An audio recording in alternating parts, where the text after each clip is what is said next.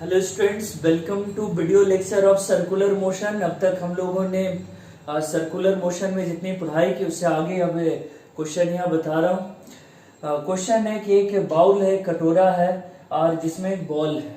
इतनी स्पीड से घूम रहा है कि बॉल जो है, अगर बॉल जो है यहाँ पर बैलेंस हो। शर्त दो है, कह रहा है एक शर्त है, ऐसा एक क्वेश्चन बताया था, लेकिन उसमें सरफेस फ्रिक्शनलेस था। लेकिन यहाँ पे रफ सरफेस है, म्यू लग रहा है। म्यू जब लग रहा है तो यहाँ पर रफ सरफेस है, कह रहा है ऐसे में बॉल को यहाँ रोकने में ये फ्रिक्शन भी काम करेगा। जब हम स्पीड बढ़ाएंगे तो बॉल का टेंडेंसी अप जाने का होगा। कारण शॉर्ट में बताता हूँ, सेंट्रीपिटल फोर्स के चलते बॉल का टेंडेंसी अप जाने का होगा, और जब स्पीड कम होगा तो बॉल का टेंडेंसी नीचे जाने का होगा। लेकिन ये फ्रिक्शन है, दोनों सिचुएशन में फ्रिक्शन उसे थामेगा, बांधेगा। इसी का स्टडी करना है। और एक बात और आपको बताना है कि जब भी आप वीडियोस देख रहे हो तो कई बार लगता है बच्चों को कि बड़ा हल्का ऐसे ही बन जाता है, तुरंत छोटा छोटा वीडियो सर भेजते हैं एक ही दिन और ज़्यादा पढ़ा देते हैं। बोले कि ठीक है, मैं कोशिश कर रहा हूँ कि ज़्यादा पढ़ाओ। जैसे कल फाउंडेशन कॉम्बिनेशन का लगभग 1.5 घंटे का वीडियो भेजा, लेकिन ये इतना आसान नहीं है। जितना बड़ा वीडियो होता है उससे 2.5 गुना 2 गुना ऐसे टाइम लगता है इसको पूरा बनाने में, और उसके बाद अपलोड करने के लिए अभी यहाँ इंटरनेट का कोई फास्ट स्पीड कनेक्शन नहीं है। मोबाइल फोन का स्पीड भी जैसा मुझे लगता है आजकल कम किया हुआ है, और बहुत मुश्किल हो जाता है। कंप्रेस करके भेजते हैं जिससे थोड़ा वीडियो फटता भी है, लेकिन अगर कंप्रेस करके भी भेजें तो एक एक वीडियो 500 MB से लेके 1 GB 1.25 GB तक हो जाता है। और आप समझ सकते हो कि मोबाइल फोन से उतना अपलोड करते करते बहुत मुश्किल होता है। तो ये सब बहुत ऐसा नहीं कि बहुत इजी है, ठीक है, बहुत हार्ड नहीं है। कोशिश किया जा रहा है कि आपको मिलते रहे अच्छे से, लेकिन इतना आसान भी नहीं है। तो सोच जितना मिल रहा है उसे आप पढ़िए, सीखे, उसका फायदा लेना होगा। और देखो, जैसे क्वेश्चन अभी मैंने वीडियो बताना शुरू किया, फिगर थोड़ा छोटा था, तो मुझे बता देने के बाद लगा कि ये क्वेश्चन तो नहीं समझ में आया, तो मैंने कट कर दिया उसे और फिर से थोड़ा बड़ा फिगर बना, क्योंकि इसमें घर में आपको यही फिगर देख के, वीडियो देख के समझना है। तो चलिए इसको नए सिरे से मैं बता देता हूँ। बॉल का टेंडेंसी जब अप जाने का हो तो फ्रिक्शन नीचे की ओर लगेगा। ये आर है, फ्रिक्शन यहाँ भी है तो यहाँ से भी दर्शा देते हैं, वही फ्रिक्शन, इसे समझने में सुविधा होगा। फ्रिक्शन फोर्स नीचे की ओर, ये आर है तो इधर वर्टिकल कंपोनेंट इसका हो गया आर कॉस थीटा, ये एंगल थीटा तो भी थीटा, और इसका इधर कंपोनेंट हो गया आर साइन थीटा। बाहर की ओर फोर्स कौन सा लगेगा? सर्कुलर मोशन में खूब पढ़े आप, M omega square R centripetal force, और एफ एस का कंपोनेंट ये थीटा है, ये 90, देखिए तो ये बचा 90 माइनस थीटा, ये 90 माइनस थीटा, तो यहाँ फिर से हो गया ये वाला एंगल थीटा। ये थीटा है तो ये कंपोनेंट इधर हो जाएगा एफ एस कॉस थीटा, और इसका वर्टिकल कंपोनेंट हो जाएगा एफ एस साइन थीटा, और नीचे की ओर पहले से क्या लग रहा था? mg। इतना डेटा लिख लिए। अब जो लिखे उसे इक्वेट करिए। देखो ऊपर r लग रहा है, r में से F S cos sine theta, हाँ एफ एस फ्रिक्शन फोर्स किसके बराबर होता है? Mu into N. N normal force को ही r से दर्शाए हैं, r और n दोनों सेम चीज है यहाँ। तो एफ एस बराबर कितना हो गया? Mu into N. एक एक करके कंपोनेंट तोड़े। आर रिएक्शन फोर्स या कहें नॉर्मल फोर्स, एंगल है ये थीटा, तो इधर कॉस, इधर कंपोनेंट साइन। फ्रिक्शन नीचे की ओर लग रहा है, एंगल ये थीटा आया, निकाले ज्योमेट्री से, तो इसका कंपोनेंट इधर कॉस और नीचे वाला साइन। वेट नीचे की ओर लग रहा है, कितना लग रहा है नीचे की ओर? mg, और बाहर की ओर सेंट्रीपिटल फोर्स इतना। अब देखो R cos theta minus F S sine theta करें तो बराबर हो गया mg का, या यूं ऐसे लिख दें R cos theta equal to F S sine theta और plus mg। R cos theta minus F S का हो गया म्यू आर साइन थीटा और बराबर इधर एम जी। आर कॉमन कर दें, cos theta minus mu sine theta equal to M G, a first equation. Second, ये हो गया लॉन्ग वर्टिकल, ये वर्टिकल के लॉन्ग फोर्स इक्वेट की। अब कह रहा है कि लॉन्ग हॉरिजेंटल, फिगर देखिए आप, जैसे मैं लिख रहा हूं आप जरा फिगर पे नजर डालें कि लॉन्ग हॉरिजेंटल क्या लग रहा है। R sine theta plus F S cos theta M omega square R है। R sine theta plus F S का हो गया कितना, एफ एस का हो गया F S mu into R cos theta M omega square R है। यहां से आर कॉमन कर लें, sine theta plus mu cos theta equal to M omega square R, ये हो गया सेकेंड। अब इन दोनों से डिवाइड कर दें, 2/1 करना है। देखो इधर R sine theta mu cos theta, R sine theta plus mu cos theta और नीचे हो गया R cos theta minus mu sine theta बराबर राइट साइड में एम ओमेगा स्क्वायर आर बटा एम जी। तो यहाँ लिख देते हैं, यहाँ जगह बन नहीं रहा, तो यहाँ लिखे एम ओमेगा स्क्वायर आर है और बटा M G. M M cut गया, यहाँ आर आर कट गया, यहाँ से omega square R equal to बटा G sine theta plus mu cos theta cos theta minus mu sine theta. लिखे इतना, sine theta minus plus mu cos theta. और चलो दिख नहीं रहा तो हम लोग ऊपर जगह बनाते हैं और ऊपर लिखते हैं, नीचे वाला वीडियो कट रहा है तो यहाँ जगह बनाए।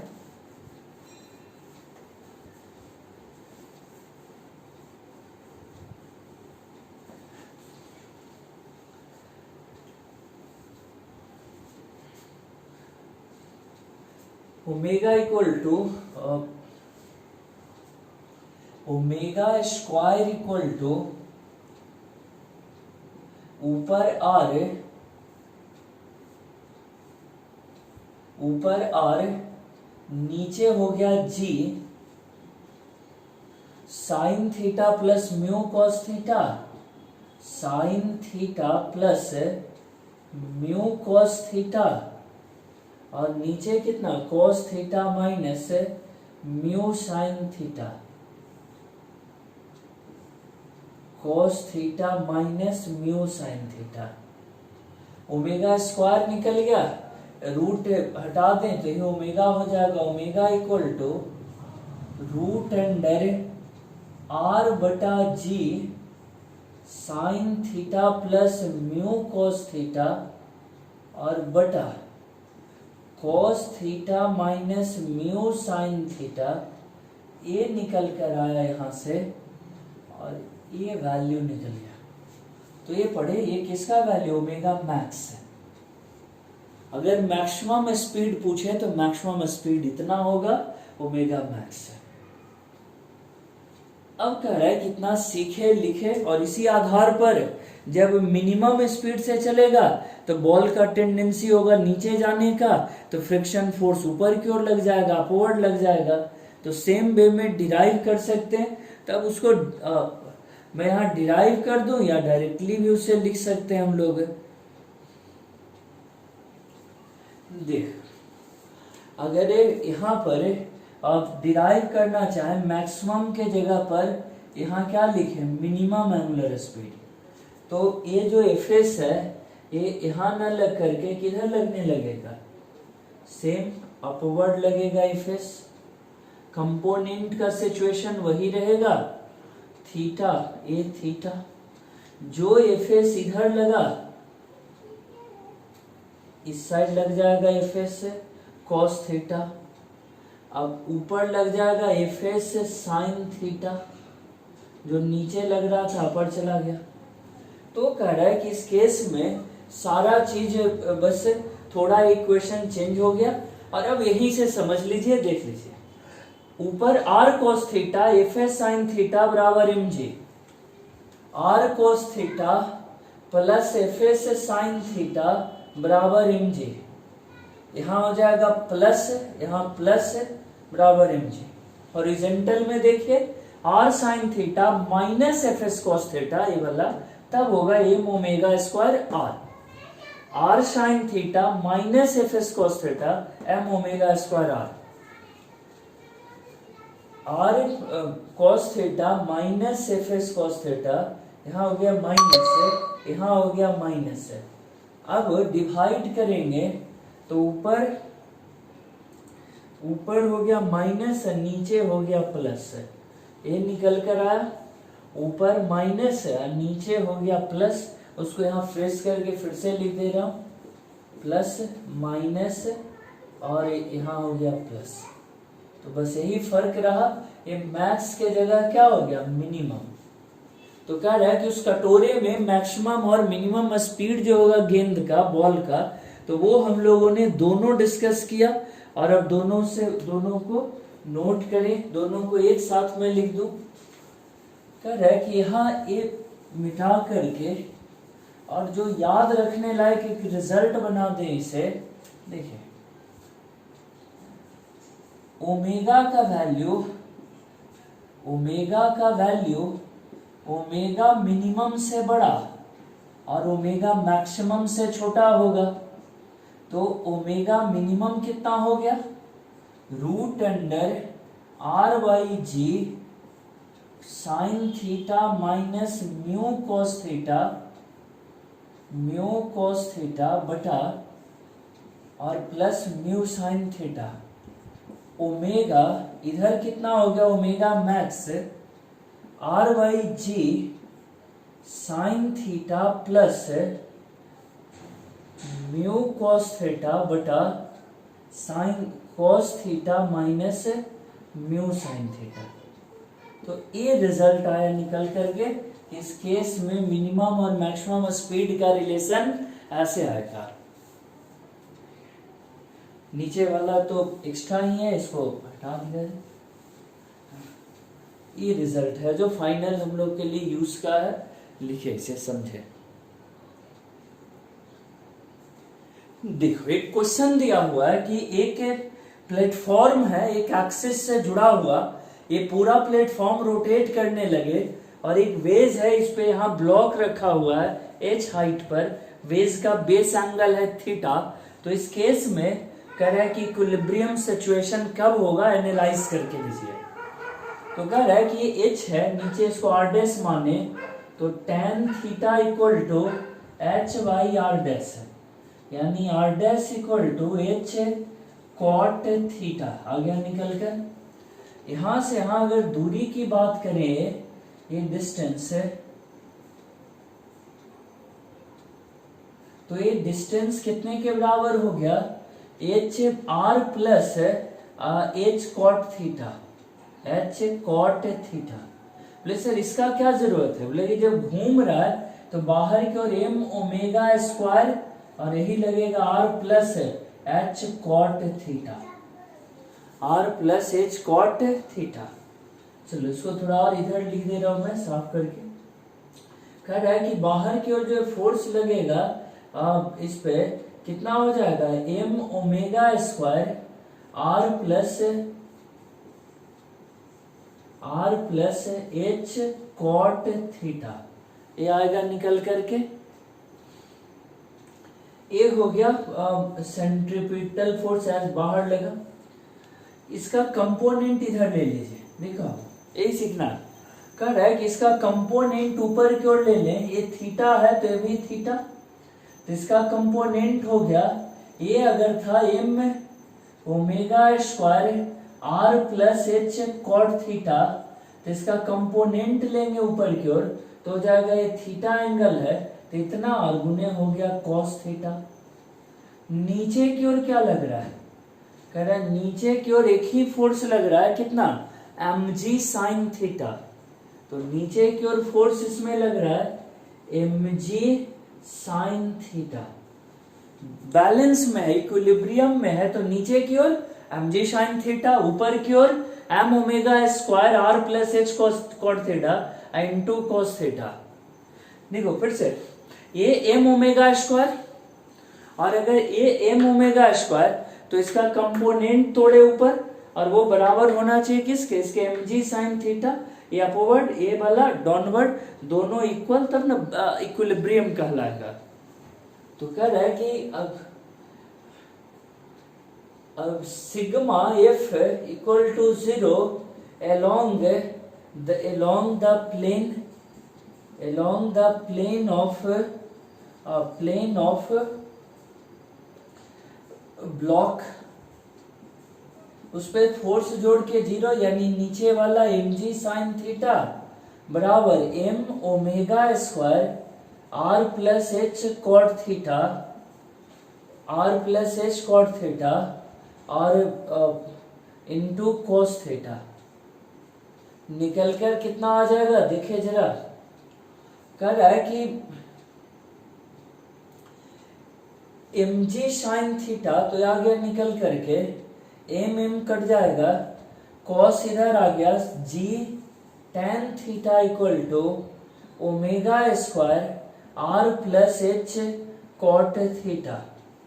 अब इससे ओमेगा स्क्वायर निकल कर आ जाएगा कितना, r plus h cot theta, और बटा हो गया, सॉरी, g tan थीटा बटा r plus h cot theta.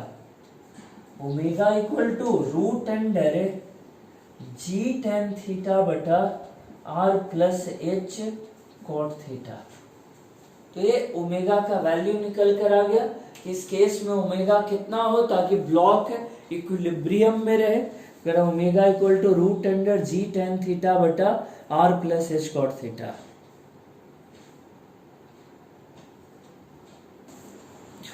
अब एक टर्म पढ़ते हैं सेंट्रीफ्यूगल फोर्स। ये पढ़ना अब यहाँ बहुत जरूरी हो गया है।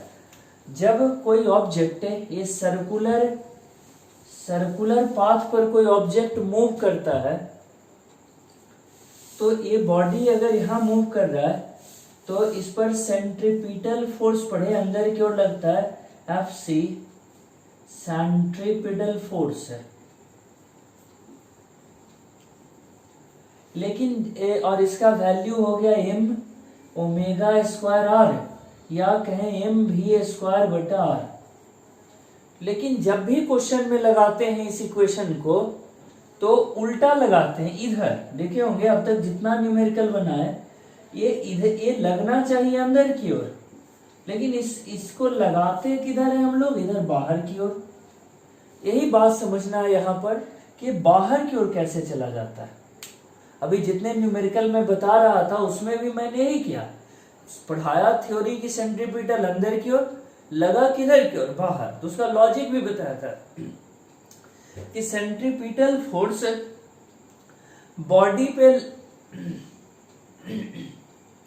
बॉडी पे दूसरा बॉडी एक्सर्ट लगाता है। खैर वो उसमें अब नहीं जाएंगे, वो जहां समझ चुके हैं वही रहने देते हैं।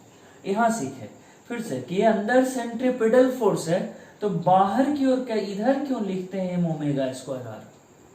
तो उसका कारण बताता कि जब कोई बॉडी सर्कुलर मोशन में हो, तो डायरेक्ट कांस्टेंट वेलोसिटी से भी चल रहा है, फिर भी उसका डायरेक्शन बदलते जाने के चलते उसमें एक्सेलरेशन आता है, और एक्सेलरेशन से फोर्स लगता है, उसे कहते हैं सेंट्रीपिटल फोर्स।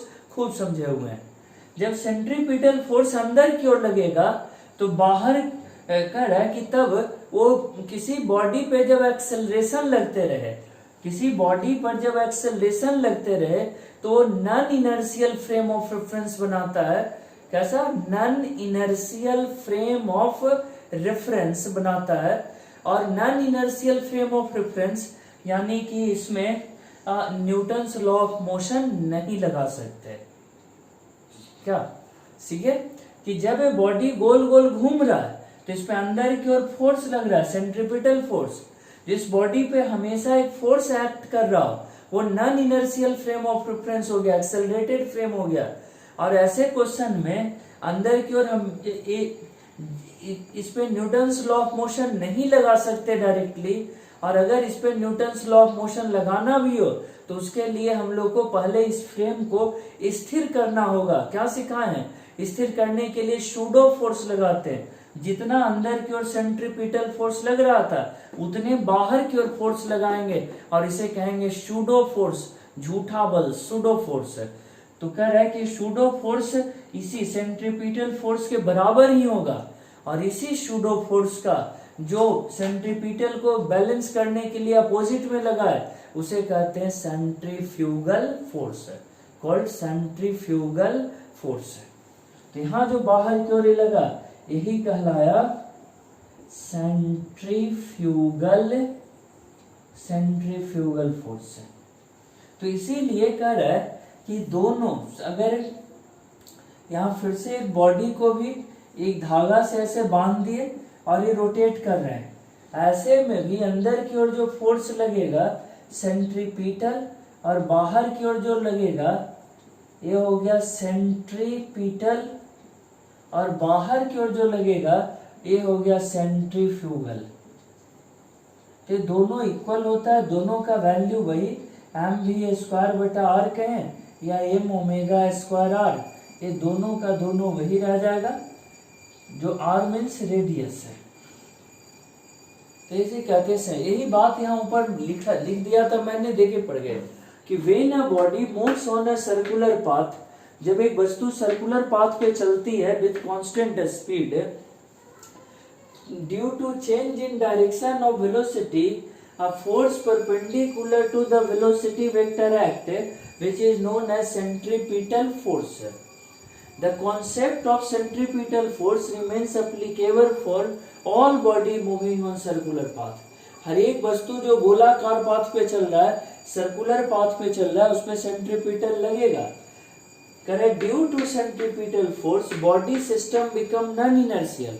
जब कोई वस्तु एक्सेलरेटेड सिस्टम में हो तो नॉन इनर्शियल हो गया, और नॉन इनर्शियल में hence to apply Newton's law of motion, non inertial हो गया तो न्यूटन्स लॉ ऑफ मोशन लगाने के लिए a pseudo force equal to the centripetal force is applied in opposite direction which is known as centrifugal force, which is known as centrifugal force.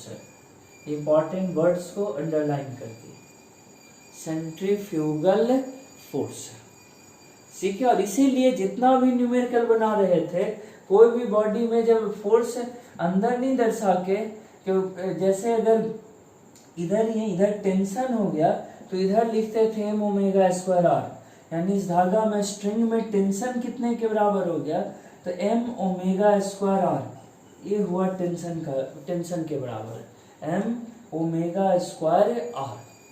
तो ये सीखे इतना, और अभी फिर आगे बताता हूँ इसका। और इसके यूज का जहां तक बात है तो हर एक क्वेश्चन में तो इसी का यूज कर रहे हैं, इसी कॉन्सेप्ट का। तो इसको अब यहीं स्टॉप करें।